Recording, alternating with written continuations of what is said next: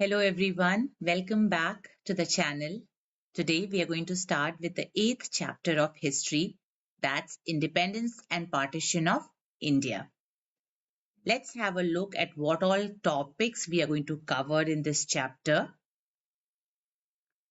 We are going to cover Wavell's plan, the Cabinet Mission of India, very important topic, the Mountbatten Plan, and of course, the Indian Independence Act of 1947. So let's start with the Wavell Plan. In July 1941 to 1943, Mr. Wavell was the Commander-in-Chief of the British Indian Army. Now, in 1943, let's put it this way, October 1943, he was replaced by Lord Lilongwe, and he was made the Viceroy of India. Okay, he was made the Viceroy of India. Now, when Wavell became the Viceroy of India, the situation was very challenging for him to tackle. Reason being, there was Quit India movement, which was under the leadership of Gandhiji. Then there was Indian National Congress and Muslim League political deadlock that needs to be handled. Then, of course, there was Subhash Chandra Bose, Indian National Army, and of course, the Indian National Army had attacked the northeastern part of India, so he had a tough situation to tackle. Other than that, last but not the least, there was Bengal famine, which he had to tackle. So there was some very challenging situation in front of Mr. Wavell when he got the charge of Viceroy of India. And of course, the World War II had ended and Indian freedom movement ended a new phase. Now, all these things, that is the Quit India movement, was suppressed. The Congress leaders were all arrested during that time. Muslim League was in no mood to compromise and they were demanding for a separate nation called Pakistan. Now, in this circumstances, Wavell came up with few plans. Now there were 2 points that were put by Mr. Wavell. One was that India will be granted dominion status, and second will be the Constitution of India will be framed by the Indians. Now, why was Wavell's plan not accepted by the Congress and Muslim League? The reason was that Congress opposed because they could not see complete independence coming through his plan, and Muslim League opposed because there was no recommendation for the Pakistan separate nation which they demanded. There was no such plans in that Wavell's plan for a separate nation. So that is the reason why Wavell plan failed completely. अब 3 हफ्ते बाद Wavell's plan जो launch होता है शिमला में, जो उन्होंने propose किया होता है शिमला में, उसके 3 हफ्ते बाद mister Clement Attlee becomes the new prime minister of Britain और चर्चिल को हटा के क्लेमेंट एटली प्रधानमंत्री बनते हैं ब्रिटेन के. And he declared a cabinet mission would be sent to India to facilitate the process of transfer of power. तो ये तय हो चुका था कि हिंदुस्तान को हम आजाद कर देंगे और कैसे ये ट्रांसफर ऑफ पावर करनी है, क्या क्या टर्म्स एंड कंडीशंस इंडियंस चाहते हैं कि किस कंडीशन पे ये ट्रांसफर हो power from British government to the Indians, that was to be decided, and that is why a cabinet mission arrived in India in March 1946. अब इस मिशन का नाम कैबिनेट मिशन क्यों पड़ा?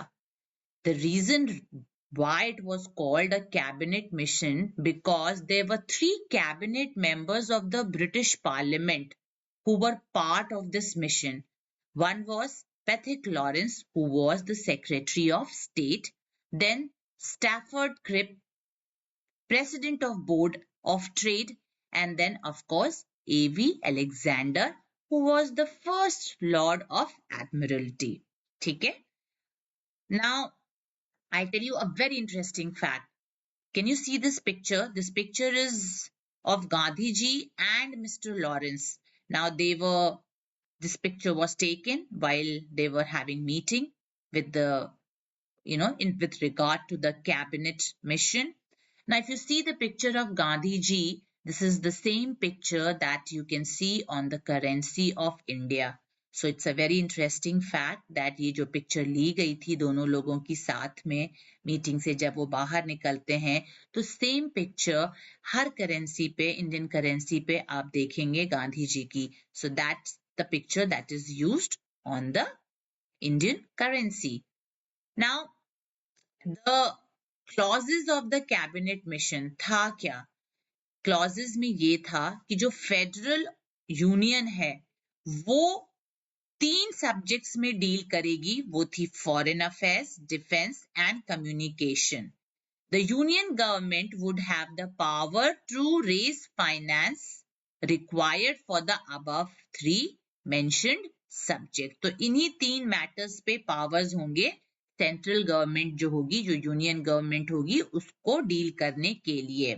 अब आता है provincial government. Now powers of the union would have its own executive and legislature composed of members elected by all the provinces. तो जो उनके members होंगे executive और legislature वो आएंगे अलग अलग provinces से elect होके. अब provincial autonomy क्या थी? The provinces would enjoy full autonomy. जो provinces जो आज की डेट में states हैं इंडिया में, तब provinces कहलाते थे. और आज की डेट में भी we have dual government, one in the center and the other in the state. वैसे ही जो provinces थे वो enjoy करेंगे full autonomy for all the subjects other than the 3 matters subjects which were given to the union government. So that was, let's discuss it, that was the foreign affairs, defense and communication. इन तीनों को छोड़ के जो provincial government है उनको पूरी आजादी थी to enjoy full autonomy in all the other subjects. फिर जो minorities थी उनको representation मिलेगा, उनके लिए separate representation होगा. minorities में कौन थे? Muslims अपने आप को minority में consider करते थे, Sikhs हो गए, Parsis हो गए. So all these people were in minority. So they will have separate representation. Now, formation of the Constituent Assembly, Cabinet Mission में ये decide हुआ कि a Constituent Assembly will be set up and a new constitution will be formed for the Indian Union. Now, there would be 389 members, important number, 1 marker question, in the Constituent Assembly, and 296 members would be elected from the British provinces. अब हम ये भी पढ़ेंगे British provinces क्या है और कैसे groups में बटा, group A, group B and group C. And 93 members would be elected from the princely state. Remember, अभी भी राजा राज्य कर रहे थे कुछ हिस्सों में हिंदुस्तान के, तो उनको प्रिंसली स्टेट कहा जाता था. So 93 members elect होंगे प्रिंसली स्टेट से, 296 members elect होंगे ब्रिटिश provinces से. And the members of the Constituent Assembly would be elected by the Provincial Legislative Assembly. Her province से, province आज की डेट में जो state है तब province हुआ करता था, और हर province से members elect होके आएंगे ताकि जब constitution लिखा जाए तो हर province से एक member अपने province को represent कर रहा होगा और अपने लोगों के लिए, अपनी community के लिए, अपने area के लिए जो भी प्रॉब्लम्स हैं या जो भी क्लॉज है वो रखवाना चाहें कॉन्स्टिट्यूशन में, वो अपनी बात रख सकें. So there has to be representation from all the provinces while making of the Indian constitution. So the next clause was formation of an interim government. Interim government was तत्काल जो सरकार बनेगी वो कैसी होगी? It would be formed with 14 members and for the time being there would be a viceroy. Viceroy क्योंकि अब powers from British government to Indians hand over हो रहे थे तो ऑब्वियसली ये सारे पोस्ट भी धीरे धीरे खत्म हो जाते, चाहे वो सेक्रेटरी ऑफ स्टेट्स हो चाहे वाइस रॉय ऑफ इंडिया हो. But till this has have had to be settled, it was important that there has to be a viceroy who would reconstitute his executive council with representatives from all communities. हर वर्ग के लोग से community से representatives हों ताकि हर इंसान अपने inputs दे सके. Now, freedom to join the Commonwealth. India would be free to remain within the British Commonwealth or seclude from it. Should be seclude. So it was a free choice for India. Then of course transfer of power, जो power है वो transfer होगी British government से Indians को. It would be necessary to work out a treaty between the constituent assembly and the united kingdoms for matters arising out of the transfer of power. तो एक treaty sign होनी चाहिए between the constituent assembly and the united kingdoms ताकि जब transfer of powers हो तो कोई भी ऐसा मैटर निकल के आए तो वो रिजॉल्व हो सके. So that was another clause in the cabinet mission. Now it was decided that there will be grouping of provinces. जो states हैं उनकी grouping होगी, group A, group B and group C. So the British provinces would be divided into groups. अब British province अलग थे और princely states अलग थे. तो each group determined the provincial subjects to be taken in common. ठीक है. Group A would be of 6 Hindu majority provinces, that is Bombay, Central Provinces, United Provinces, Bihar and Odisha.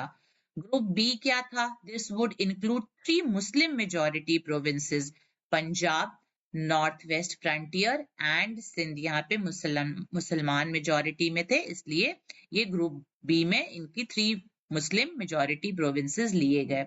Now group C क्या था? This would include Bengal and Assam. तो ये 3 groups में बांटा गया. Now if you can see this map, section A is group A and it will have united provinces Bihar, Orissa, Bombay and central provinces of course Madras and Assam. Group B will have Punjab and Bengal and group C will have Baluchistan and Sindh. Okay,